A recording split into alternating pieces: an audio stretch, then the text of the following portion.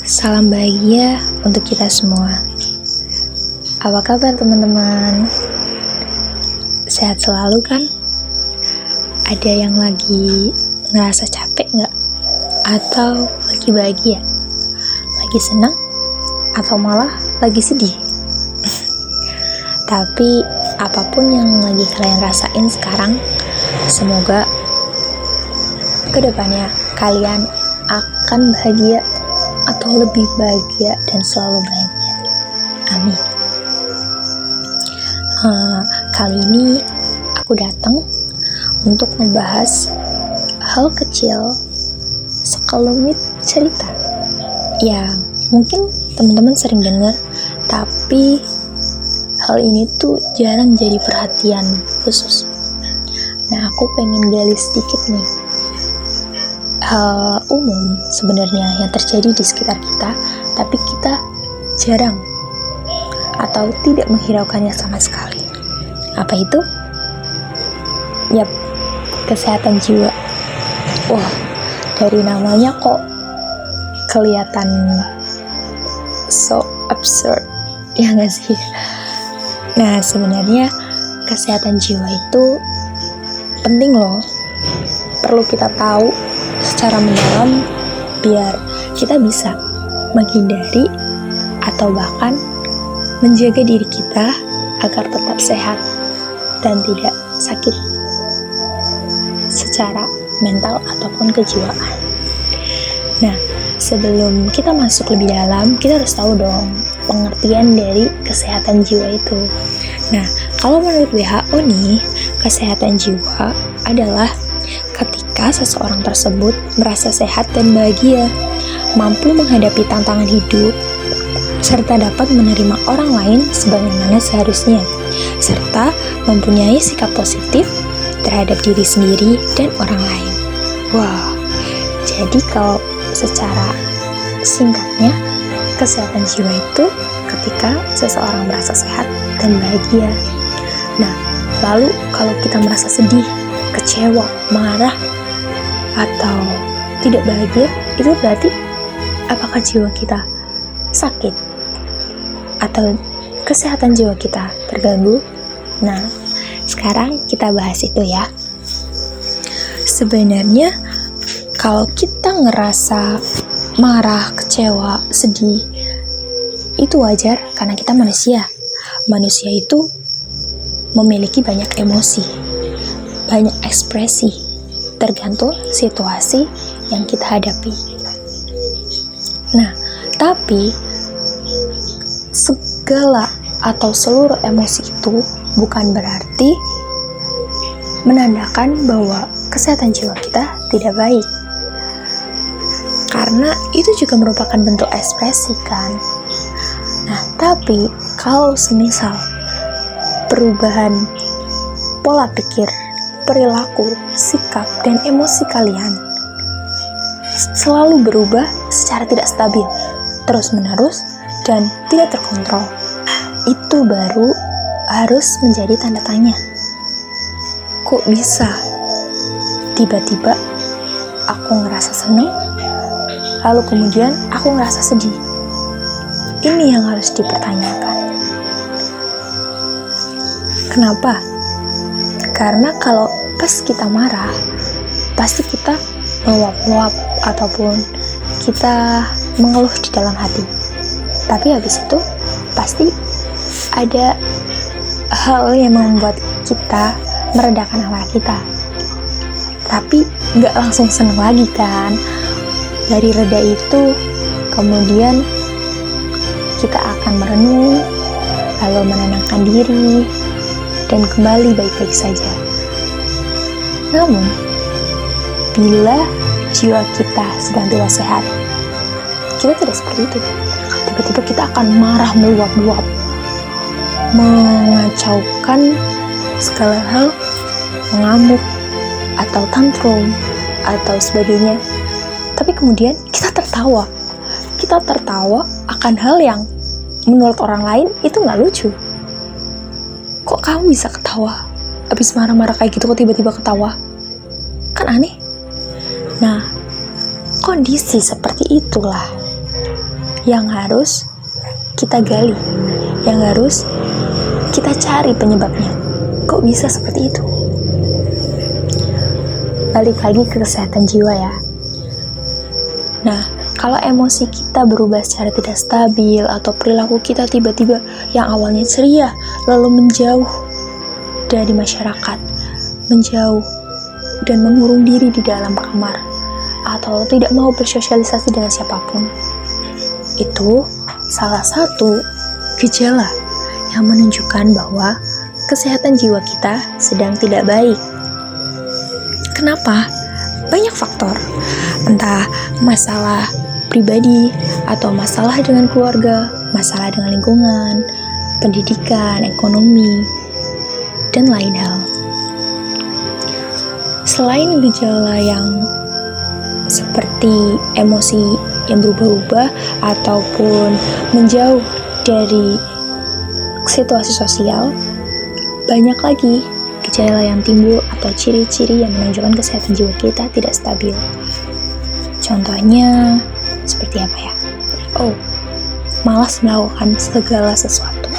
Bukan karena benar-benar malas, tapi ketika kita akan melakukan aktivitas sehari-hari, kita merasa lelah. Bahkan untuk tidur pun kita merasa lelah. Nah, itu juga salah satu gejala bahwa ada yang tidak beres dengan kesehatan jiwa kita. Umumnya orang-orang menyebut gangguan jiwa, tapi gangguan jiwa itu merujuk kepada seseorang yang benar-benar tidak mengenali dirinya. Saya akan menyebutkan bahwa ini adalah kondisi kejiwaan yang sedang tidak stabil, bukan gangguan jiwa ya. Lalu setelah kita melihat beberapa ciri-ciri yang telah saya sebutkan sebelumnya, teman-teman tuh pernah ngerasa juga gak sih hal-hal seperti itu? Semisal, saya lelah melakukan segala sesuatu, lelah melakukan aktivitas sehari-hari, inginnya tidur, tapi ketika tidur pun rasanya lelah. Pasti pernah kan? Nah, jika teman-teman merasa seperti itu, tolong bercerita, karena mungkin saja apa yang kalian rasakan itu menunjukkan bahwa kondisi jiwa kalian tidak sehat, kondisi jiwa kalian tidak baik, atau kalian sedang tidak baik-baik saja. Jangan ragu buat cerita. Jika orang di sekitar kalian tidak mau mendengarkan, atau orang di sekitar kalian tidak peduli, itu bukan jadi masalah. Karena apa? Banyak media untuk kalian menyalurkan emosi, menyalurkan ekspresi. Di sosial media semisal, ataupun di buku cerita, di buku diary, buku harian, kalian bisa tuangkan di situ. Atau jika kalian tidak bisa mengekspresikan itu secara verbal, kalian bisa melakukan hal-hal positif untuk menyalurkan emosi negatif kalian. Seperti, saya merasa lelah dan saya butuh motivasi, maka saya harus mendengarkan lagu yang bisa memotivasi saya. Atau saya harus melawan rasa lelah ini, rasa capek ini, untuk melakukan kegiatan yang seharusnya memang saya lakukan, tapi karena merasa lelah saya tidak melakukannya. Dan tentunya kalian butuh seseorang yang menemani kalian. Karena apa? Manusia kodratnya tidak bisa hidup sendiri. Karena dari kita lahir, kita diciptakan untuk memerlukan orang lain, untuk bersosialisasi, untuk berinteraksi minimal dengan satu orang. Ya, karena manusia itu makhluk sosial, bukan ansosial. Jadi orang lain itu perlu dalam hidup kita. Nah, lalu memangnya mereka mau? Memangnya mereka peduli? Memangnya mereka tidak ada masalah lain sehingga mengurusi kita. Jangan pernah berpikir seperti itu. Karena jika kalian merasa kalian merepotkan, semua orang itu merepotkan. Tentu, semua orang itu merepotkan. Jadi, jika kalian merepotkan orang lain, maka suatu hari nanti kalian harus merasa bahwa, oh, saya pernah merepotkan dia. Jadi, kali ini bagian saya yang harus direpotkan oleh dia. Kita harus merasa sadar diri, harus berbalas budi, harus saling tolong-menolong. Jadi, kata-katanya bukan merepotkan ya, tapi saling tolong-menolong. Seperti itu. Jadi, jika kalian mulai merasa bahwa, wah, aku lagi gak sehat nih kejiwaannya, wah, aku lagi stres nih, aku lagi depresi, atau aku lagi cemas berlebihan, antisosial, segala macam, cari orang, jangan sendiri. Atau jika ada orang yang mengulurkan tangan ke kalian, tolong terima, jangan ditolak, ya, karena itu tuh kalian sedang ditolong. Jangan merasa kalian dikasihani, jangan merasa mereka pura-pura peduli. Tidak, mereka benar-benar peduli. Jika mereka tidak peduli, bahkan untuk melirik kalian aja mereka nggak akan lakuin. Seperti itu. Nah, lalu ini dari sudut pandang ketika kita merasa kesehatan kita tidak baik, kesehatan jiwa kita tidak baik. Nah, kalau sebaliknya, kita melihat saudara, teman, atau orang di sekitar kita sedang mengalami hal-hal demikian. Kok teman saya tiba-tiba murung? Kok teman saya tiba-tiba tidak ceria? Kenapa ya? Kalian sering mempertanyakan itu tidak? Ketika teman kalian ada seperti itu, tolong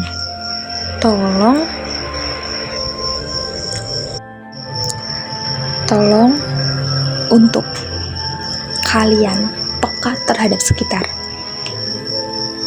Tolong dia, ulurkan tangan kalian. Jangan sampai teman kalian itu merasa sendiri. Karena kalau kita di posisi mereka pun, kita ingin ditolong.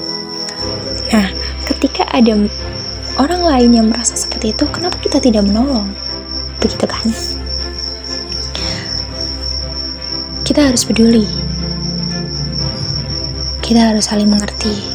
Kita harus saling memahami. Setidaknya, berilah perhatian sedikit. Berilah perhatian walau sedikit. Meski hanya cuma menanyakan, kamu gak apa-apa? Kamu baik-baik aja? Itu cukup. Itu menandakan bahwa kita peduli, kita memperhatikannya, kita mengerti dirinya, kita berusaha untuk itu. Itu baik, itu cukup. Meski hanya sekedar menanyakan kabar, menanyakan kondisi. Makanya di awal tadi saya tanya ke kalian, ke teman-teman yang lagi dengerin ini, kalian sehat tidak, bahagia tidak, sedih, marah, seperti itu. Karena apa? Kadang banyak orang yang kurang memperhatikan kondisi orang lain, bahkan terlalu egois hanya untuk memikirkan kepentingannya sendiri. Tapi ayolah, kita coba perhatikan keluarga kita, teman-teman kita, bahkan orang-orang di sekitar kita. Apakah mereka sehat, baik secara fisik ataupun mental? Kembali lagi ke kesehatan jiwa tadi ya. Nah, kalau posisinya kita sedang memiliki teman ataupun keluarga ataupun orang yang sedang mengalami kesehatan jiwa yang tidak stabil, apa yang harus kita lakukan? Nah, solusi yang harus kita lakukan itu adalah mendampingi. Pertama, mendampingi dia agar dia tidak merasa sendiri. mendampingi dia untuk bercerita, untuk mencurahkan keluh kesah yang sedang dia rasakan. Meski sebetulnya terkadang orang yang memiliki kesehatan jiwa yang tidak stabil itu, mereka akan merasa mereka lelah, tapi ketika mereka harus mencurahkan hal itu, mereka tidak tahu apa yang harus dikatakan, apa yang harus dicurahkan. Mereka tidak tahu, karena itu bukan diri mereka sendiri. Oke. Banyak faktor yang mempengaruhi hal tersebut. Makanya, pertama, kita harus dampingi dia, selalu di sisinya. Kemudian, menjadi pendengar yang baik. Bila dia tidak mau mengungkapkan apa yang dirasakan, tidak apa-apa. Kalian cukup di sana, kalian cukup berada di sisinya. Dan mungkin, jika sempat, perhatikan gerak-geriknya. Kok sepertinya dia tidak bersemangat, dia putus asa, dia seperti ingin menyerah. Diperhatikan, tidak apa-apa. Walaupun kalian hanya memperhatikan, kalian hanya diam, tapi ketika kalian di sisinya, itu lebih berharga dari apapun. Dan sebetulnya jika perlu, kalian bisa memberikan pelukan atau sekedar menyemangatinya. Itu juga boleh, tapi jangan terlalu menuntut ya, karena kondisi mental seseorang yang tidak stabil itu benar-benar sulit dipahami. Makanya lebih baik cukup di sampingnya dan diam. Itu lebih baik. Bila dia butuh pelukan, peluk dia. Jika dia butuh penyemangat, semangati dia. Lalu setelah kita di sampingnya, lalu kita menyemangatinya, kita ada buat dia, lalu apa? Terkadang kita pun, karena kita memiliki masalah masing-masing, kita juga kadang merasa lelah. Saya sudah menemani dia sepanjang hari, tapi dia tidak menceritakan apapun. Dia bahkan hanya mengeluh tanpa memikirkan bahwa saya pun memiliki masalah sendiri. Saya lelah. Saya sudah tidak peduli. Tolong, jangan lakukan itu. Bersabar. Karena apa yang kalian hadapi sekarang akan menentukan bagaimana kehidupan dia ke depan. Kok bisa? Padahal dia hanya terlihat murung, lesu, tidak bersemangat. Mungkin itu yang kalian lihat. Tapi kita tidak lihat isi kepalanya. Kita tidak lihat isi hatinya. Dan mungkin saja kita bisa lengah ketika kita tidak memperhatikan dia. Dia melakukan sesuatu yang bahkan tidak kita sangka-sangka. Seperti apa? Menyakiti diri sendiri. Kalian mau? Teman kalian, saudara kalian, orang terdekat kalian, orang di sekitar kalian melakukan hal berbahaya seperti menyakiti diri sendiri, dan akhirnya kalian menyesal. Kenapa saya meninggalkan dia waktu itu? Kenapa saya tidak peduli hanya karena saya lelah menghadapi dia? Kalian mau seperti itu? Tentu tidak, kan? Jadi, bersabarlah. Tolong bersabar ketika menghadapi orang-orang dengan kondisi mental yang tidak stabil. Bersabarlah sedikit. Suatu hari kalian akan merasa puas akan usaha kalian ya untuk menemani teman kalian atau keluarga kalian yang sedang mengalami masalah seperti itu. Kalian akan melihat perbedaannya ketika dulu kalian melihat dia pemurung, suka mengurung diri, menjauh dari kehidupan sosial, bermalas-malasan, tidak melakukan aktivitas apapun, tapi selalu mengeluh merasa lelah. Lalu, setelah kalian dampingi, kalian temani, beberapa waktu kemudian dia menjadi ceria, dia menjadi lebih bahagia, lebih bersinar, lebih menikmati hari-harinya. Apa yang akan kita rasakan? Tentu kita akan bahagia, kan? itu akan menunjukkan bahwa kita berpengaruh dalam penyembuhan dia, dalam membuat dia menjadi seseorang, menjadi pribadi yang lebih baik. Maka dari itu, tolong bersabar dan jangan pernah menyerah terhadap mereka. Jika kalian pun merasa lelah, minta waktu. Sebentar ya, aku selesaiin masalahku dulu. Nanti kita sama-sama lagi. Nanti kita ngobrol-ngobrol lagi. Boleh seperti itu, boleh sekali. Jadi selain mendampingi, kita juga harus bersabar. Dan selanjutnya apa? Mencoba mengerti bahwa apa yang sekarang dia alami itu bukan diri dia.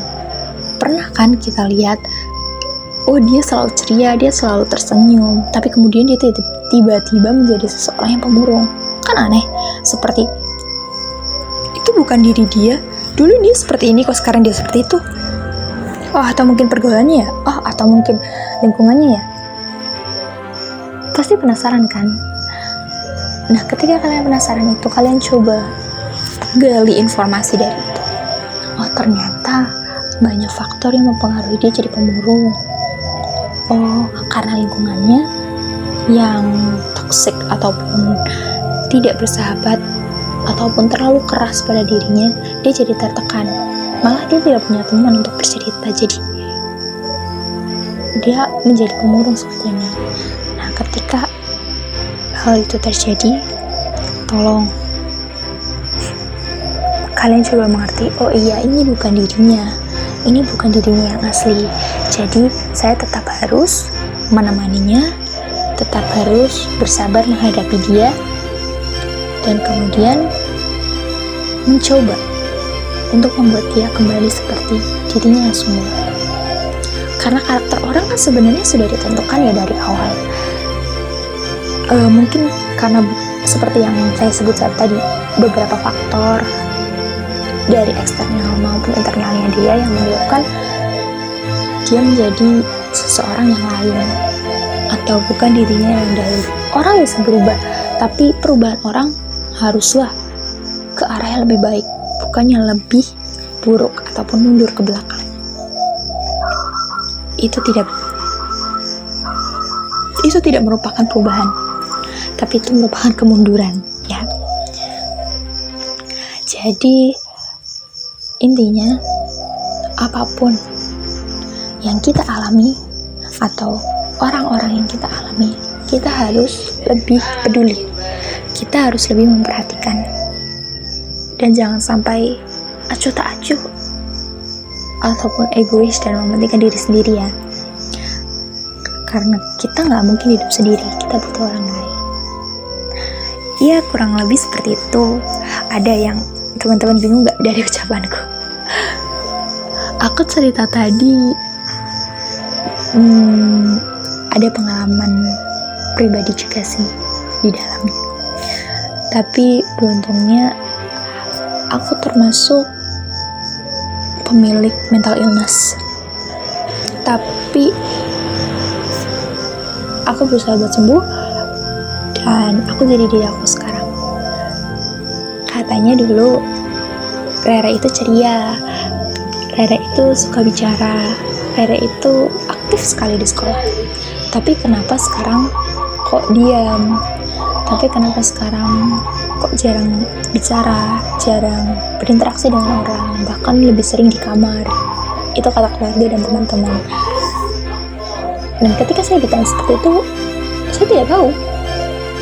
Saya pun tidak tahu apa yang sebenarnya terjadi dalam diri saya. Saya seperti kehilangan.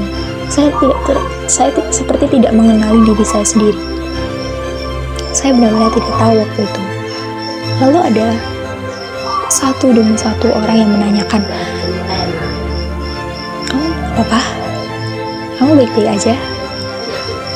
Saya bilang saya tidak apa-apa. Saya bilang saya baik-baik saja. Tapi ada sesuatu di dalam diri saya yang saya tidak ketahui itu apa. Dan saya merasa saya sedang tidak baik-baik saja. Ketika kondisi mental kita sedang tidak stabil, itu benar-benar sangat rumit. Dan ketika kalian, kita semua bisa keluar dari situasi itu, bisa sembuh dari kondisi seperti itu benar-benar suatu pencapaian yang luar biasa. Saya akui. Saya pun ketika itu, saya seperti kehilangan diri saya, tapi kemudian teman-teman saya mengajak, ayo kita main, ayo kita melakukan hal-hal yang seru, yang menyenangkan, ayo kita ketemu orang, ayo kita olahraga, ayo kita masak, ayo kita baca buku bareng, ayo kita dengerin musik bareng-bareng, kita nari, kita nyanyi, kita ngelakuin hal-hal yang biasa kamu lakuin sebelumnya tapi kamu gak pernah ngelakuin itu belakangan ini. Dan ketika saya diajak seperti itu, wah, saya seperti, ini loh saya, ini loh Rere, sebelumnya saya kemana? Sebelumnya kenapa saya tidak pernah melakukan hal seperti ini lagi, padahal hal-hal ini merupakan hobi saya, keseharian saya. Tapi tidak apa-apa. Dan saya menyebut itu sebagai fase istirahat. Karena setiap orang pasti harus istirahat ya. Karena terkadang kita pasti merasa lelah. Ya, jadi seperti itu. Itu segelintir cerita dari saya.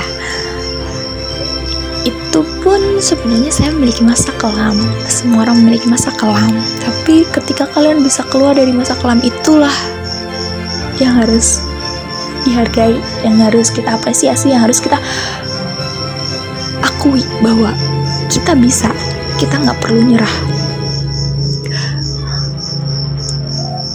Saya menyesali beberapa hal dalam hidup saya ketika saya kehilangan teman, karena saya kurang peduli, karena saya juga merasa lelah menghadapi dia, saya kurang bersabar dan akhirnya dia pergi meninggalkan saya. Saya benar-benar menyesal sampai sekarang dan saya tidak pernah mengampuni diri saya. Karena keegoisan saya harus kehilangan teman saya harus ditinggalkan, dan saya tidak bisa bertemu dia lagi untuk selamanya.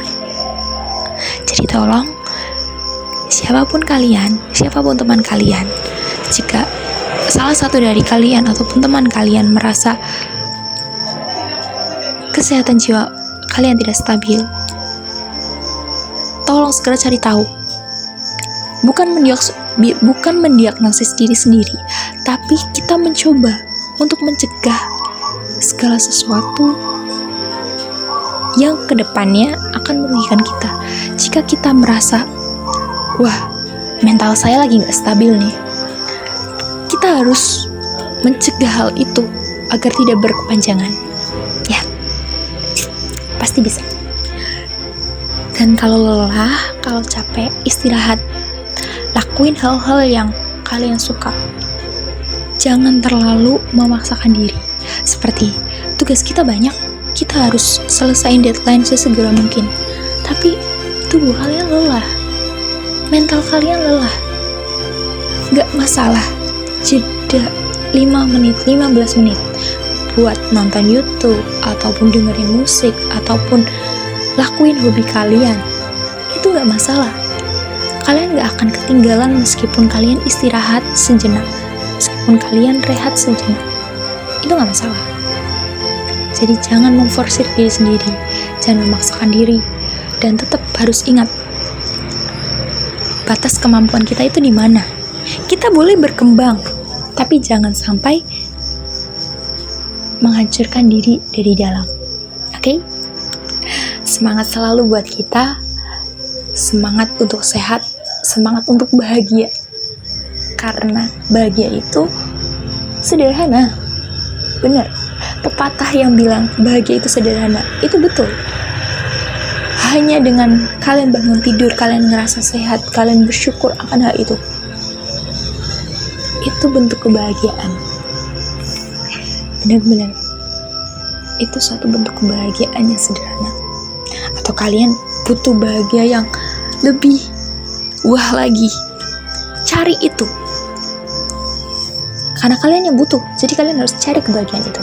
Jangan pernah nyerah buat meraih kebahagiaan versi kalian masing-masing. Semangat teman-teman. Kalau semisal kalian ngerasa sedih ataupun apa, atau kalian ngerasa emosi kalian sedang gak stabil, kalian bisa kontak aku, bisa chat aku lewat DM Instagram ataupun DM Twitter ataupun komen di channel podcastku ini, biar kalian ngerasa kalau kalian gak sendiri. Aku akan berusaha buat jadi teman yang baik, pendengar yang baik, dan mencoba memahami kalian yang sedang mengalami masa-masa sulit untuk mencapai kebahagiaan. Jangan lupa kalau kalian gak pernah sendiri. Setidaknya, kalaupun orang-orang gak peduli sama kita, kita punya Tuhan. Kita punya Tuhan yang selalu ada buat kita. Jadi jangan pernah ngerasa bahwa kalian gak berguna. Kalian sendiri. Kalian gak ada yang peduli.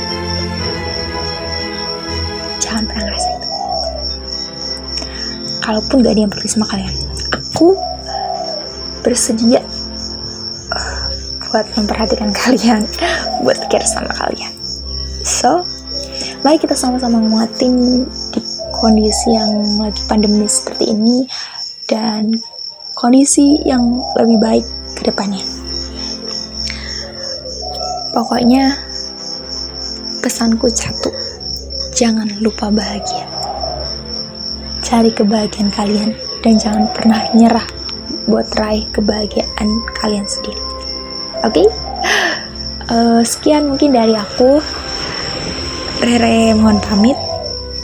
Semoga kalian bahagia dan semoga hari kalian menyenangkan. Terima kasih. Dadah. Sampai jumpa di lain waktu. Salam Rere.